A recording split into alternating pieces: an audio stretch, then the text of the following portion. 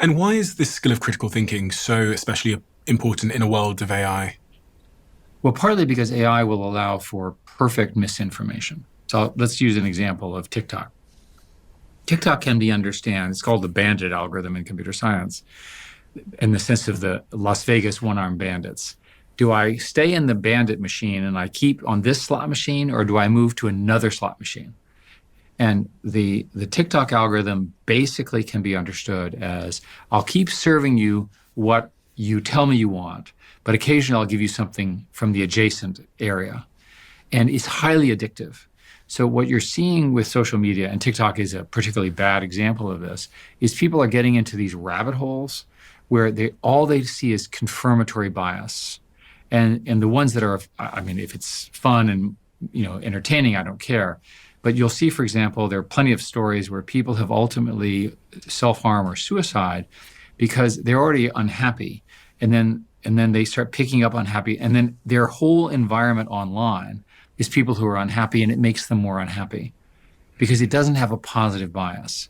So there's a really good example where, let's say in your case, you're the dad. You're going to watch this as the dad with your kid, and you're going to say, it's not that bad. Let me show you let me give you some good alternatives. Let me get you inspired. Let me get you out of your funk. The algorithms don't do that unless you force them to.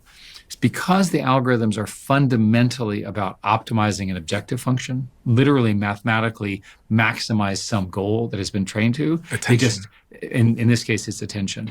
And by the way, part of we have so much outrage is because if you're a CEO, you want to maximize revenue. To maximize revenue, you maximize attention.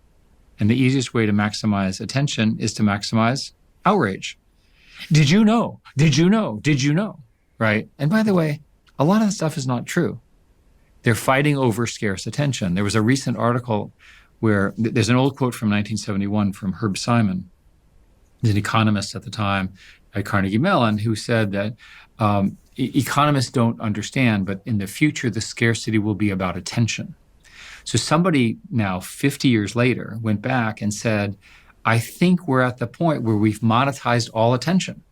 An article this week, 2.5 hours of videos consumed by young people every day, right? Now, there is a limit to the amount of video you can, because you have to eat and sleep and hang out. But these are significant societal changes that have occurred very, very quickly. When I was young, there was a great debate as to the benefit of television. And, my argument at the time was, well, yes, we did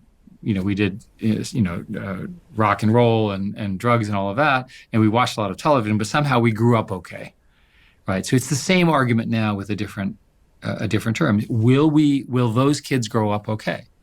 It's not as obvious because these tools are highly addictive, much more so than television ever was. Do you think they'll grow up okay?